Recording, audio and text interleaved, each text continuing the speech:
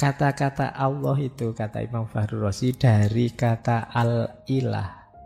Al-ilah itu 6. Alif, lam, kemudian alif lagi, alif, lam, ha. Itu kan 4, teman-teman apalah ya.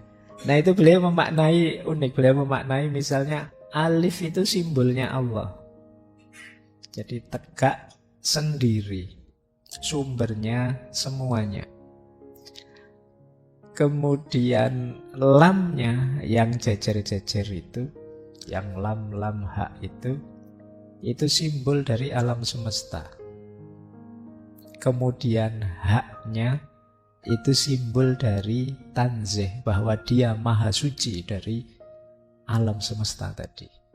Tidak sama dengan apapun yang ada di alam semesta.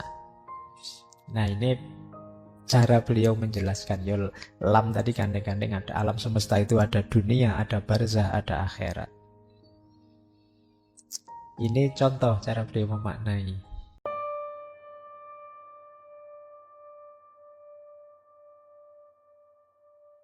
Assalamualaikum warahmatullahi wabarakatuh.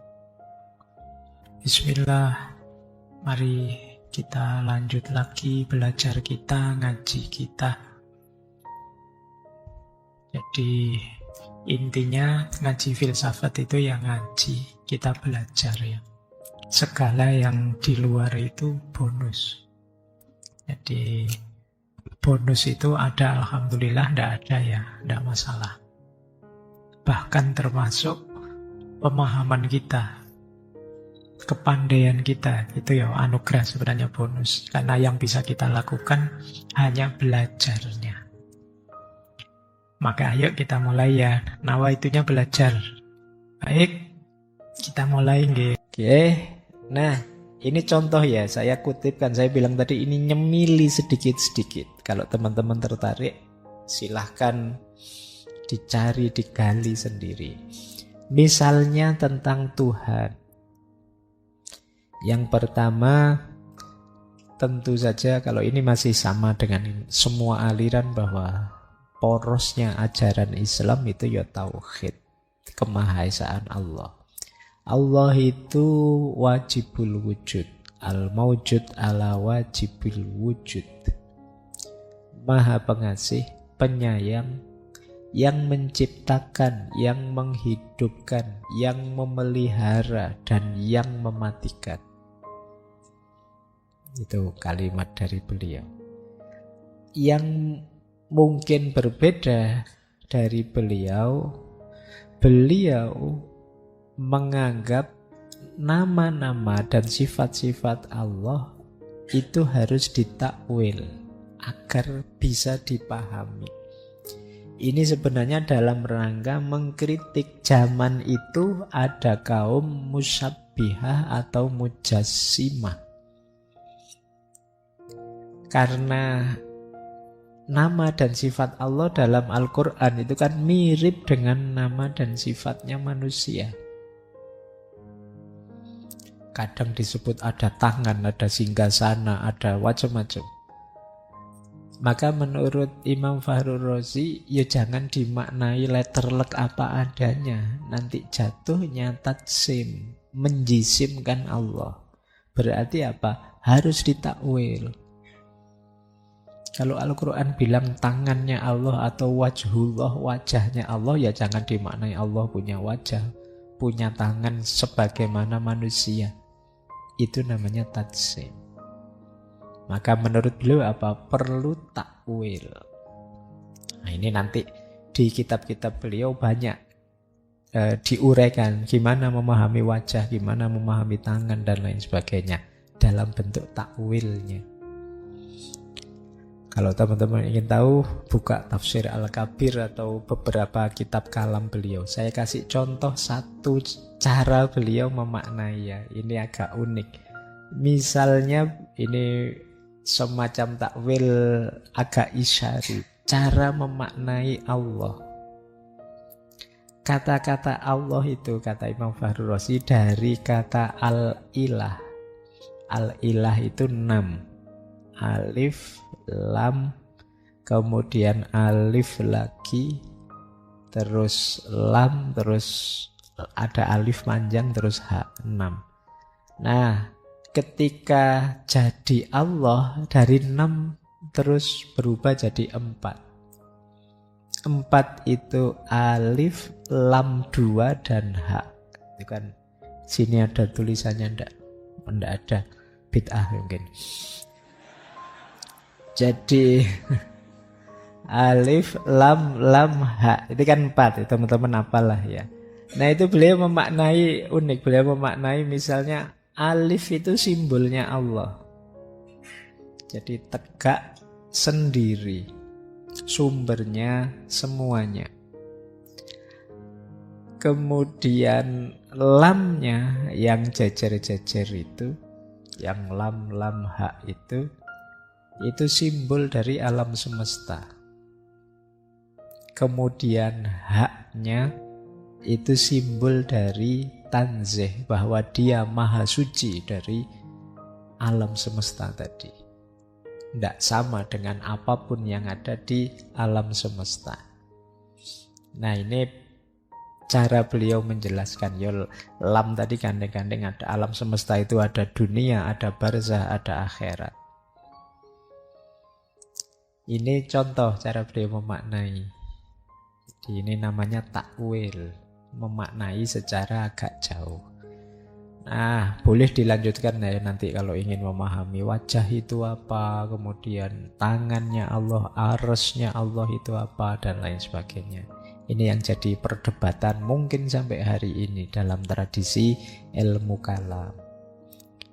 Makanya ada beberapa ulama yang menyarankan orang-orang biasa, orang awam dalam beragama, kalau memang merasa belum mampu, jangan masuk ke sini. Terima jadi saja. Urusan debatnya biar yang pinter-pinter. Ada yang bilang begitu. Makanya Imam Ghazali menulis kitab yang judulnya Iljamul Awam an Ilmil Kalam. Iljamul Awam itu mengendalikan orang awam dari ilmu kalam. Kenapa? Ya karena kalau tidak tuntas belajar, tidak serius dan tidak mampu, bisa membahayakan. Itulah mengapa kadang-kadang yang dilihat bukan ilmu kalamnya. Ilmu kalam itu kan berpikir filosofis terhadap keimanan. Yang dilihat terus filsafatnya, sehingga muncul fatwa bahwa filsafat itu haram untuk orang awam. Dalam hal ini konteksnya seperti itu. Jadi karena khawatir orang biasa kalau ilmunya tidak nyampe merusak agamanya. Tapi yang ingin serius belajar mendalam tidak sambil lalu, ya monggo saja. Berarti memang levelnya tidak awam, itu memang punya kapasitas, punya kemampuan. Nah, nanti kalau dilarang semua, seperti zamannya Imam Fahru Razi ini, muncul banyak aliran yang aneh-aneh, yang macam-macam. Yang itu kalau perlu ditantang diskusi, ditantang debat, biar yang sesat-sesat jadi lurus. Ini kalau semuanya menghindar dari ilmu ini, ya umat Islam nanti jadinya lemah. Jadi ada fatwa apapun, pandangan apapun, teman-teman harus meletakkannya di posisi dan konteksnya yang tepat. Baik, ini tentang Tuhan. Nah, ayo filsafatan sedikit ya. Ini agak panjang, meskipun mungkin bisa kita sederhanakan. Jadi Imam Ar-Razi, Fakhruddin Ar-Razi ini punya pandangan bertentangan dengan para filosof sebelumnya seperti Al-Farabi, Ibnu Sina, yang mereka punya pandangan penciptaan alam itu model emanasi. Emanasi itu kan pelimpahan. Jadi modelnya ta'akul, Allah memikirkan dirinya, hasil pemikirannya melimpah. Terus pikiran tadi yang melimpah tadi melimpah lagi. Kadang diilustrasikan seperti sinar matahari yang bersinar atau limpahan-limpahan. Nah, ini dikritik oleh Imam Fahru Razi. Karena pandangan model emanasi tadi membuat seolah-olah peran penciptaannya Allah jadi minimal. Jadi alam semesta ternyata ya hanya efek saja, tidak secara sengaja diciptakan oleh Allah, menghilangkan irodahnya Allah. Seolah-olah munculnya alam-alam tadi dari limpahan tadi ya sifatnya otomatis, mungkin kayak tidak terlalu sengaja. Nah ini antara lain kritiknya. Kenapa sih para ulama, para filosof tadi menyimpulkan penciptaannya alam itu modelnya limpahan? Karena mereka sulit memahami adanya sesuatu yang muncul ex nihilo. Ex nihilo itu tanpa ada apa-apa tiba-tiba ada. Segala yang ada pasti ada sebabnya sebelumnya. Jadi ini nanti perdebatan besar antara kubu creatio ex nihilo dengan kubu emanasi tentang penciptaan alam. Imam Fahru Razi ada di kubunya Imam Ghazali yang lebih memilih creatio ex nihilo.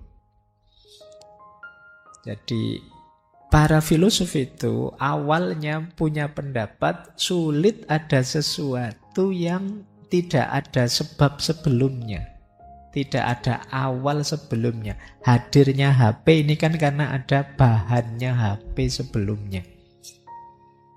Itu para filosof bilang begitu. Makanya terus lahir teori emanasi itu. Jadi alam itu ya dari sebab sebelumnya, limpahan demi limpahan tadi. Tidak seperti kritiknya mereka pada creatio ex nihilo. Creatio ex nihilo itu kan kayak tukang sulap simsalabim ding ada gitu. Nah, kita kan menertawakan versi itu, tapi kata Imam Fahru Razi loh, ndak mustahil wong itu Tuhan. Kalau itu Tuhan, ya menciptakan dari tidak ada apa-apa, kun langsung ada, itu tidak masalah. Jadi kelirunya kita menyamakan penciptaan versi kita yang manusia dengan penciptaannya Tuhan. Jadi kata Imam Fahru Razi, ya titik melesetnya di situ. Kita menganggap sama dengan antara penciptaan Tuhan yang maha kuasa dengan kita yang punya kuasa terbatas. Nah, jadi akhirnya meleset kata Imam Fahru Razi. Tapi kan nanti begini bantahannya orang kelompok emanasi. Berarti Tuhan itu berubah-ubah. Dari tidak ada apa-apa, tiba-tiba Tuhan ingin menciptakan. Dari tidak ingin, jadi ingin. Itu kan juga ada perubahan. Kata kubu emanasi kan berarti ada sesuatu yang mempengaruhi Tuhan sehingga ingin menciptakan sesuatu. Jawabannya Imam Fahru Razi juga masih sama. Titik kelirunya tetap pada menyamakan kehendaknya Tuhan dengan kehendaknya manusia. Irodahnya Tuhan itu tidak bisa terbatasi. Sebelum ada apa-apa, kata beliau, ya memang makdum itu Adam, tidak ada apapun. Dan Allah menghadirkannya dari tidak ada apa-apa jadi ada sesuatu. Itu karena kehendak atau irodahnya Allah. Dan kalau Allah menginginkan sesuatu tidak harus ada yang mempengaruhi beliau dari tidak ingin jadi ingin. Wong itu Allah yang maha kuasa kok. Nah inilah pandangan tentang creatio ex nihilo. Jadi memang Imam Fahru Razi ada di kubu ini, tidak di kubu emanasi. Ini yang membuat beliau ya memang seperti itu, sebagaimana Imam Ghazali. Jadi lebih Ada di kubu creatio ex nihilo, penciptaan dari tidak ada apa-apa. Oke, semoga paham ya. Kalau tidak paham didengarkan saja. Baik, kita tegaskan lagi.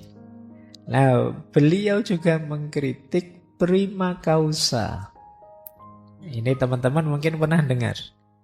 Prima causa itu teorinya Aristoteles sebenarnya.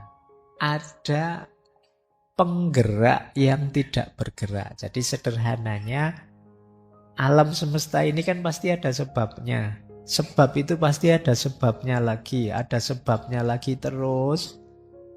Dan itu pasti nanti ada yang paling awal, yang tidak disebabkan apa-apa. Dialah yang menjadi sebab bagi segala sesuatu yang lain. Ini kan prima causa, sebab yang pertama. Nah, prima causa ini kayak emanasi tadi. Awalnya memang Allah, tapi makhluk-makhluk selanjutnya itu tidak dari Allah, tapi dari makhluk yang lain. Nah, ini ditolak oleh Imam Fakhrur Razi. Kenapa? Sama seperti tadi. Seolah-olah Allah itu tidak ada perannya. Allah itu irodahnya luar biasa. Ini kalau di filsafat barat ada namanya teori jarum jam. Jadi kalau model prima causa tadi itu seperti jarum jam. Allah menciptakan jam, terus jam itu sudah ada mekanismenya sendiri biar jalan sendiri. Setelahnya Allah tidak ngapa-ngapain. Nah, ini dikritik oleh Imam Fakhrur Razi. Tidak begitu. Kalau begitu ya Allah tidak ada peran penciptaannya. Padahal Allah itu punya kudrah, punya irodat.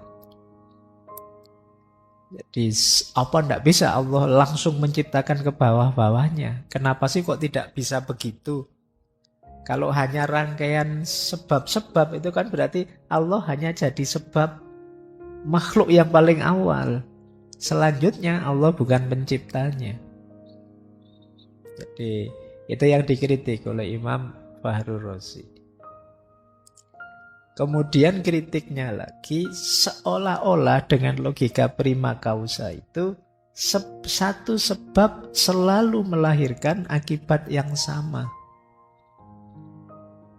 Di prima causa itu kan hal ini kalau sebabnya begini, efeknya begini. Sebabnya begini, efeknya begini. Terus ditarik-tarik sampai ujungnya penggerak yang tidak bergerak tadi.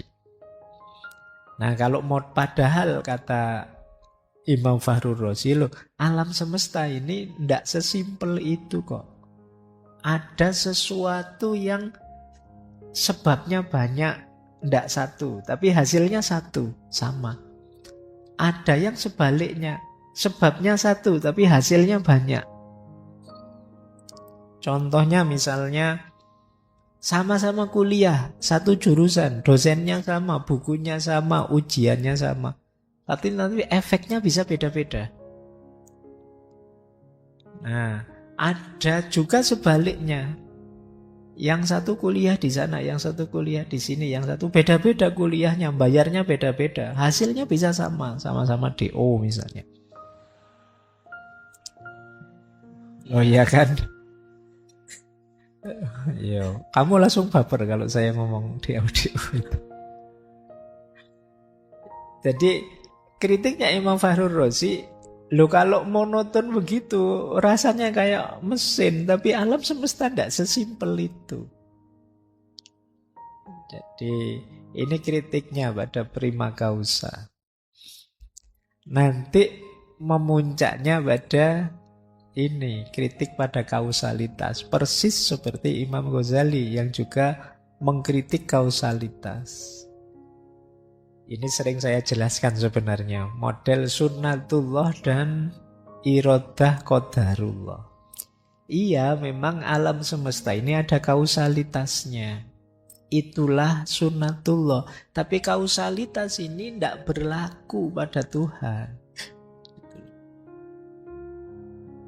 Memang yang banyak mendebat Imam Fahru Razi zaman itu orang-orang Mu'tazilah. Kalau dalam ajaran Mu'tazilah ya bahkan Tuhan pun diwajibkan ini, diwajibkan itu.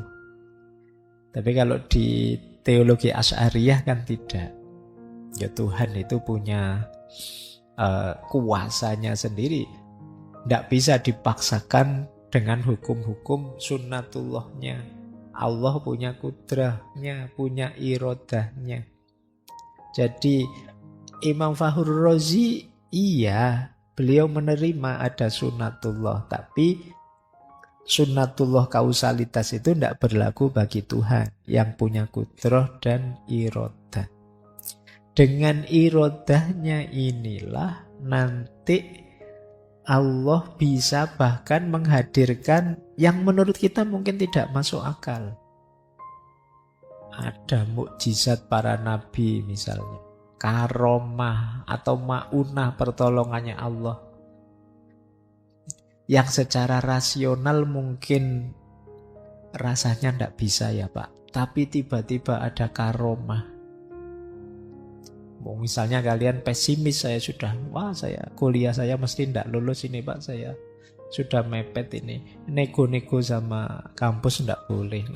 Kalau Allah mau dengan irodahnya kenapa tidak? Ya siapa tahu tiba-tiba besok kamu diambil mantu sama rektornya misalnya, terus kuliahmu diurusi gampang ternyata beres. Itu irodahnya Allah. Semula kamu hopeless, tiba-tiba ketemu jalannya. Itu irodah. Secara kausal sudah tidak mungkin lagi. Tapi siapa tahu. Wah, saya semester 14 Pak, tidak mungkin selamat sudah. Tiba-tiba terus menterinya bikin aturan baru, kuliah boleh sampai semester 20 gitu.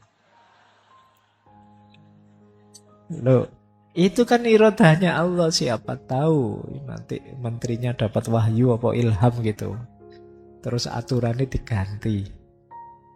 Nah ini kausalitas antara sunnatullah dan kudratullah atau irodatullah. Jadi iya kita meyakini sunnatullah, tapi ada irodatullah yang bisa mengintervensi kausalitas. Jadi hukum kausalitas itu kalau dari perspektif ini jadinya tidak mutlak. Itu yang dikritikan oleh Imam Fahru Razi pada yang terlalu mendewakan kausalitas dalam hidup. Bukan berarti salah, tapi harus ada ruang untuk kita meyakini adanya irodah dan kudrohnya Allah. Ya tidak hanya untuk yang sedang bermasalah, yang sedang senang-senang pun juga biar tidak lupa diri, kelewatan bahwa karena kalau Allah menghendaki, yang semula sumber kebahagiaan bisa jadi sumber bencana buat kita. Inilah kritiknya Imam Fahru Razi kalau pada zamannya ini mengkritiki orang-orang Mu'tazilah yang semuanya maunya serba rasional, masuk akal. Baik. Nah, kita lanjutkan. Sekarang kita nyemil lagi sedikit pandangan beliau tentang manusia. Ya, manusia menurut Imam Ar-Razi, break dulu.